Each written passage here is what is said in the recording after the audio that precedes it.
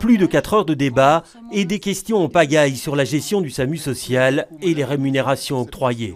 Et tant la majorité que l'opposition souligne l'opacité de l'institution qui fonctionne pourtant avec 98% de subsides publics. Ça fait 15 ans que le SAMU social, c'est les champions de l'opacité.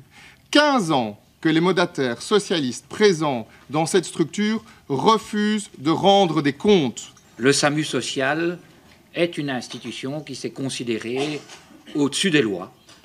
Au-dessus des lois, et ce, pas depuis hier. Ça fait des années que c'est comme ça, mes chers collègues. Alors, dans ces conditions, s'interroge l'opposition. Pourquoi avoir augmenté ses missions et doublé son budget depuis 2014? Comment est-ce que vous avez pu renouveler chaque année des importants subsides pour le dispositif hivernal et pour d'autres éléments sans opérer aucun contrôle complémentaire? À cette question, le gouvernement répond que le SAMU social était le partenaire naturel dans la prise en charge des sans-abri.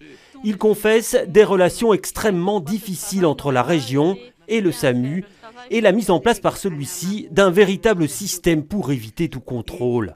Des ministres qui refusent que l'on dise qu'ils ont tardé à réagir face à cette situation. Jamais un gouvernement bruxellois, alors que le SAMU est un opérateur depuis des années, n'avait contraint le SAMU à un contrat de gestion aussi précis, à l'envoi de commissaires de gouvernement pour contrôler ce qui s'y passait par rapport à ces deniers. Le gouvernement était informé complètement, mais dans les limites de ses compétences. Et donc, ni plus ni moins, nous n'avions pas vocation à contrôler ni l'utilisation des dons privés, ni l'utilisation des financements par l'État fédéral. Cette première réunion n'était que le prélude à la commission d'enquête qui débutera ses travaux la semaine prochaine et qui permettra sans doute de lever de nouveaux lièvres.